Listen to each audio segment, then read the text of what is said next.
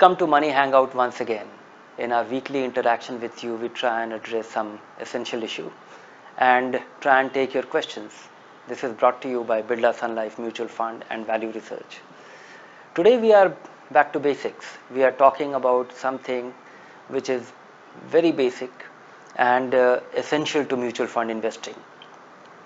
A lot of investors talk about very sophisticated concept as alpha, beta, Sharpe ratio, trainer ratio, and they may be relevant, but some of the very basic concept we still end up answering at Value Research. The quantum of questions that we get from investors, from you, we are still quite surprised by the scale of the question we get on some of the very, very basic concept, which is the NAV and the dividend. What is the NAV? How does it work? Low NAV is good, high NAV is not so good, or it's expensive. And a lot of investors actually demand from us that why don't we have a tool on Value Research online whereby we announce that which fund is going to give how much dividend and when, so that they can benefit from it. So I thought that it is important, it is about time to just revisit these two essential things which investors should know. Mutual fund terminology could be confusing. It's important to understand that net asset value, the NAV, is the worth of all the assets in a fund. So it is basically the value of each unit, the price of each unit. And today, because mutual funds are sold on a no load basis, effectively it is the price. If the NAV of a fund is 50 rupee, you are basically paying 50 rupee to get 1 unit of that fund. But unlike other things you buy, when it comes to buying any other thing in the market, intuitively we think that something which is low priced is cheap and something which is high priced is expensive or not in your budget.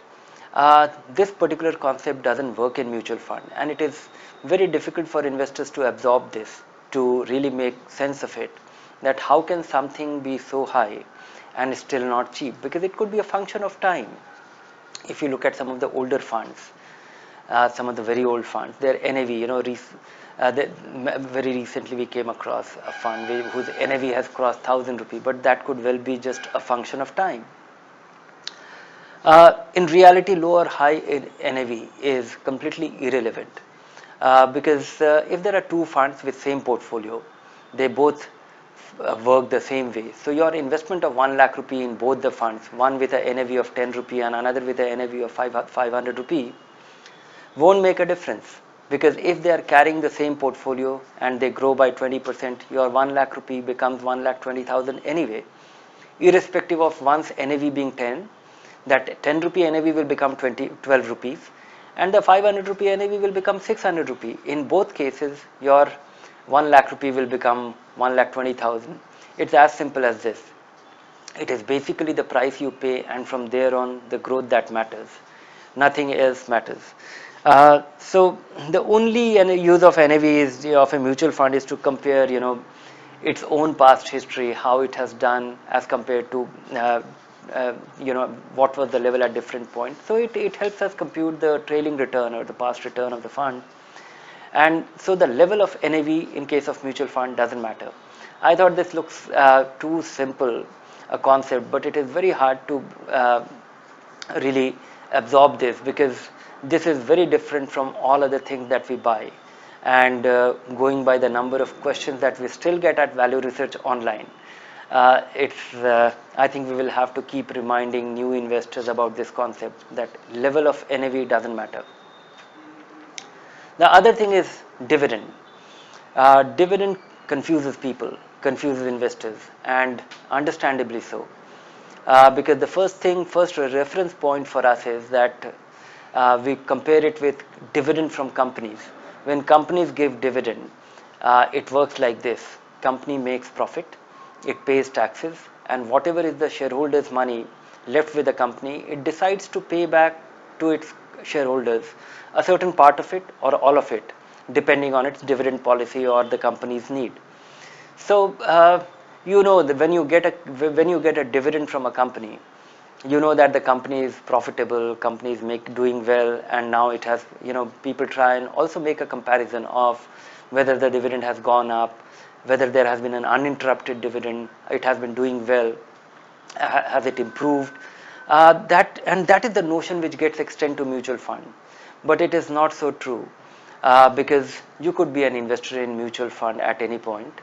You would have accumulated units. If you have accumulated units over the past 1 year, and uh, the dividend is a very arithmetic thing in case of mutual fund.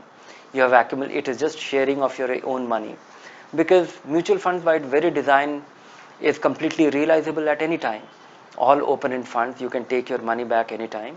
Of course, it will have some tax implication, or there could be a rules about exit load that the fund might prohibit taking all the money with, and might levy a load. But that apart, all the money is realizable anytime. So in that case, in that sense, because it's a very mathematical exercise, assuming that you get a 5% dividend on your fund, and its NAV is 100 rupees.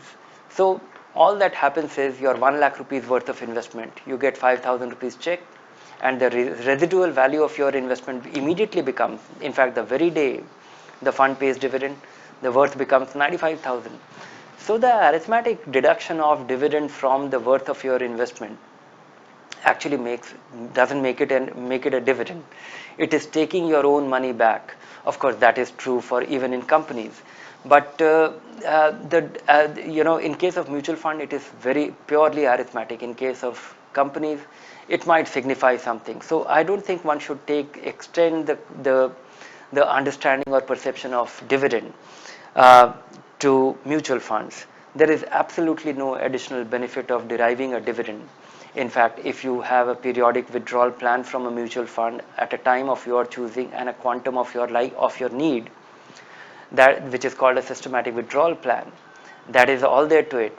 If you decide to invest 10 lakh rupees in a fund, and you decide to withdraw 1% of your own money every month, uh, from here on, this is your dividend, and this is basically, and it might just be more tax efficient too. It might be reasonably tax efficient too. So I would urge you to understand the concept of NAV. Low NAV doesn't matter, and high dividends absolutely don't matter. Take this as a lesson. Uh, these are counterintuitive, but it's an important concept to take note of. Thanks, Hiren. We'll Thank you. now move to the questions for today's Sure. session. First up, Mr. Kuller asks, what is dividend reinvestment? And linked to this question, another viewer wants to know that if there is no difference between growth and dividend reinvestment options, then why have both in the first place? There was a point when it actually made sense to have dividend reinvestment, when dividend used to be taxable and so on and so forth. So it is there for some convenience, and there could be some difference in a shorter time frame. But effectively, there is absolutely no difference between the dividend reinvestment plan and the growth option and the growth plan. Because if you have invested a lakh of rupees in a fund, and in the same fund, if you choose the dividend reinvestment option, the same dividend is paid but actually not paid, and you are allotted more units. The result of this is that the worth of your investment remains the same. At any given point, the effect of dividend reinvestment and the comparison of dividend reinvestment and growth plan will remain the same. But earlier, it used to make sense that people used to do the dividend reinvestment option, because the dividend that you have derived from your investment, that used to become tax free even if the investment holding period is less than 1 year. But I don't think investors should complicate this. The choosing the growth plan actually serves the purpose. There is absolutely no difference. It also keeps your accounting simple, and one should be investing in equity for the long term. Tactical investors used to consider it based on how it will benefit them tax wise, but I don't think the benefit is worthwhile. Keep it simple, choose the growth plan.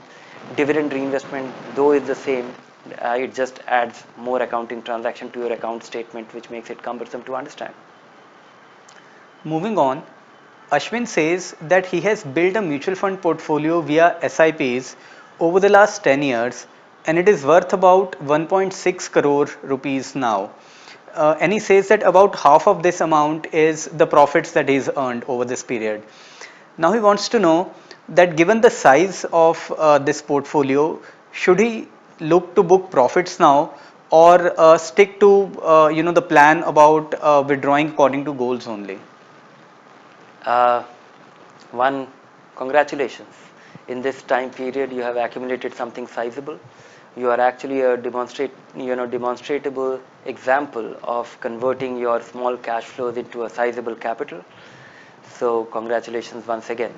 Uh, I would go with your plan B, which is stick to your plans. You understand the benefit of long-term investing. You understand the benefit of sticking to a disciplined plan. So stick to your goal-oriented withdrawal plan, and just as you have done your SIP, be little conservative with your withdrawal plans. Don't wait for the last moment. Money for your child's education. Start withdrawing a year ahead of the first year need for capital, assuming that you are planning for your. I don't know about the various goals that you have in mind, but assuming that you are planning for your child's education and so the first year expenses, plan it a year ahead. Second year expenses, plan it a year ahead. So you will be onto a methodical withdrawal plan, and you will not be dependent on the market at the last moment, because that can be quite ugly. That could be quite unnerving, that you will be witnessing that, oh, 6 months ago the market was better, but you did not take your money out. So you will be able to average your withdrawal, and so stick to your goal oriented withdrawal plan and be a little conservative with it.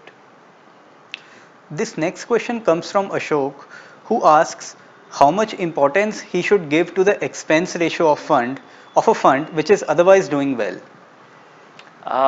You should attach good importance to the expenses, because the fund might be doing well, but if its expenses are high, uh, if a fund is doing well, it could be a result of two three things. One, the market is doing well, so every fund would have done well. uh, this fund may have done better than the market, better than the others, so that could be the value addition from the fund manager. uh, your funds are doing well, you could have also contributed to it in terms of being a regular investor. You would have enhanced your return. If somebody has been investing in mutual fund by way of SIP over the last 5 years, your personal return might be higher than the return generated by the fund itself, simply because you have also invested at lower levels periodically, and this is the reward of your discipline. So taking these three factors into account, I would say that expense remains a constant. When the markets will not do well, your fund will not do well, but expense will still remain the same. So everything else being equal, if you come across a similar fund doing equally well, and if it has lower expense, you can be assured that the other fund with lower expenses will do well. Unfortunately, in India, the way the expense structures are defined or decided or regulated, we don't come across sizable variation in expenses. One is, first and foremost, consider the direct plan, and then comes looking at as the size of a fund actually matters. As the fund gets larger, the expenses comes down, but unfortunately the larger funds also, there is a headwind to it, because it becomes less maneuverable, and it's less flexible. So larger funds struggle to perform. This is called the winner's curse. A fund which succeeds gets more money, and then it gets harder for it to do well, because the old tricks or the way the fund used to perform, some the constraints built up. So be conscious of expenses. Be extremely conscious of expenses in fixed income fund. Everything else being equal, lower expense fund will always do better. And so expense is important. Unfortunately, the way our industry and mutual fund expenses regulations are devised, we don't come across expenses as a big differentiator the way funds are bought and sold.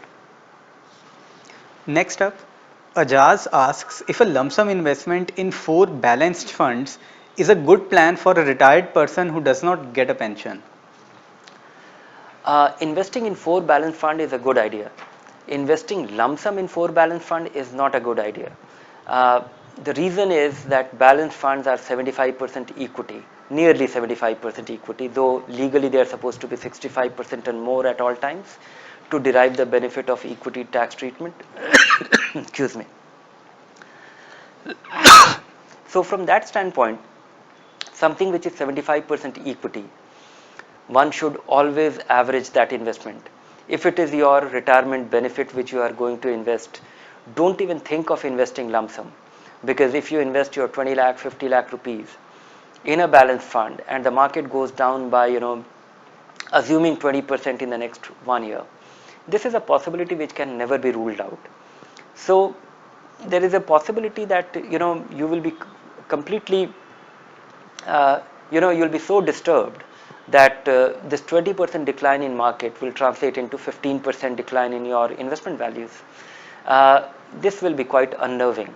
So to develop a belief for an individual, and it is such an important money, because it is you are investing it at a time when you have stopped taking your your income has come to uh, you know uh, your income has stopped.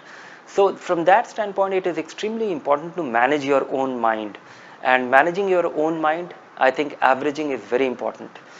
If this is all the money that you are going to invest and derive the income from, I would suggest that be extremely conservative with it. Think of average doing your transfer into this balance fund over the next 24 to 36 months. If this is a small part of your money, if this is 50% of your financial net worth post retirement, then maybe 1 year could be good enough, or 18 months is good enough. But if it's a very important money and all the money that you have, and it is going to be the financial cushion for your lifetime till you are alive, be little conservative, spread it over a long period of time. So investing in balance fund is a good idea. Investing lump sum is not. Spreading it wisely over a long period of time is important. On a related note, Dhiren, Chabi asks whether dividend options are better than an SWP from a balanced fund for retired persons. It doesn't matter. In fact, my sense is that you have a far greater control on the withdrawal plan, and of course, you have to be a little thoughtful about it. Important thing is that how much money are you withdrawing? If you are keeping your and dividend plan will be getting dividend at the time of the fund's choosing, and the quantum will also be decided by the fund company. In case of a withdrawal plan, it is important that you will have a far greater control on that. You will decide how much money you need and at what periodicity you need. Of course, you have to be a little careful. My suggestion is that never withdraw more than 8% at the most from a balanced fund portfolio, to ensure that to eliminate the possibility of a significant depletion in the value of your investment. Because if you are actually because dividend or withdrawal plan is no guarantee to protecting the worth of your capital, and one should be reviewing this withdrawal plan periodically. In a good market, when the markets are doing very well, uh, 8 to 10% withdrawal might look fine, because your capital is also appreciating, and also you are also deriving income from your capital. But in a bad time, when the markets are not doing well, markets are crumbling, or your markets are going down, that is the time when at a lower value you will be withdrawing 10% and your capital will deplete faster. So be flexible about your withdrawal plan. With SWP, you have far greater control. This next question you've addressed before on Money Hangouts, Dhiren, but for the benefit of our viewers, we'll take it once again. Dr. Bhatnagar asks if he should repay his home loan or invest his surpluses in mutual funds. I would like to just reinforce the whole idea that I generally discourage investors to never borrow and invest. I also generally discourage investors, not to be an investor, you should not have any expensive borrowing. But home loan is the only borrowing which justifies, because one, it is low cost, it also gets you tax benefit, it also gets you the benefit of saving on rent. So it enhances your savings potential, or your savings directly. And the long term nature of this borrowing is such that if you're the cost that you are incurring on your home loan, will be, the return on your investment will be much higher if you are disciplined about your SIP in equities. The return on investment is is likely to be substantially higher than the cost that you incur on your EMIs. So I would urge you to carry on with your SIP and carry on with your EMIs as well. Don't prepay it. Moving to a very different topic, Sanjeev asks if this is the right time to invest in bitcoins. I would say that Bitcoin is a concept, and it is entirely dependent, it's a currency which has come into being, and it has currency, and the real rationale for a currency is faith in that, and there seems to be a faith in that, but faith often, and there seems to be too much faith in that, and that actually scares me. So most ordinary investors should steer clear of uh, Bitcoin, simply because it's a currency. It has no intrinsic worth. The worth lies in other people. It's almost like gold, or currency that other people are willing to honor it, so it has a worth. The appreciation bit of it, I don't know why there has been the kind of interest in it. Um, I would say that most ordinary investors should buy something which where the rationale for its worth can be justified. I am unable to justify that, so, and that is what I would like to urge investors, that be into equity, be into fixed income, buy your home, and have the essential currency that you need to have in your pocket for usual spending. Rest of the money, have it in your bank account for safety, and that's about it. Rest of the things you can do without, including Bitcoin. Moving on, Mithun says that he has learned over the last 7 years that whichever be your mutual fund, if it is held for a long duration, it doesn't matter. Is this true? Yes, it is largely true, but it is not precisely true. There are funds which do much better than others. There are funds which consistently do worse than most others. Then there are certain segments of the market which are likely to deliver superior return as compared to others over a long period of time. So, a well managed small cap fund over a 10-year period is likely to deliver substantially higher return. On a SIP basis, a small cap fund is likely to deliver even higher return, simply because it will be extremely more volatile. Investors get rewarded for the extreme volatility and the risk of a diversified portfolio invested in smaller companies which carries higher risk of bankruptcy. So these are risk reward equations. Established companies grow relatively slower. So it's a matter of, broadly I agree that if you are investing for the long run, the returns will be in a narrow range. But that range over a long period of time, the difference of compounding will makes a huge difference. Assuming that you have a large cap fund which has delivered 17% return as compared to a small cap fund which has delivered 22% return over the past 10 years. And this kind of example is quite a usual example. This 5% return difference is something which will translate into nearly one fourth, having 25% more money in the small cap fund, and could be even more if you are doing your SIP, because the volatility of the small cap and big swings in the small cap values will translate into greater advantage for you. So broadly I agree that it doesn't matter over a long period of time, but what you choose matters. And then there are good funds and there are not so good funds.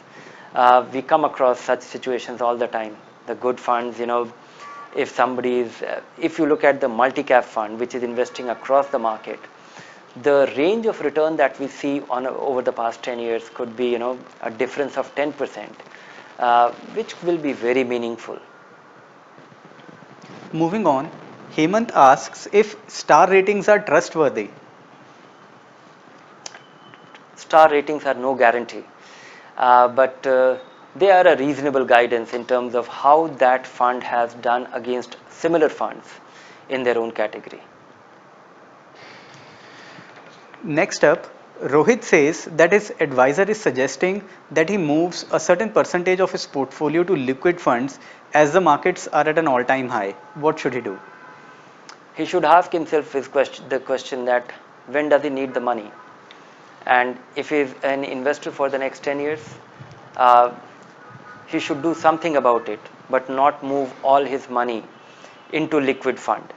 Such kind of knee-jerk reaction will be injurious to him.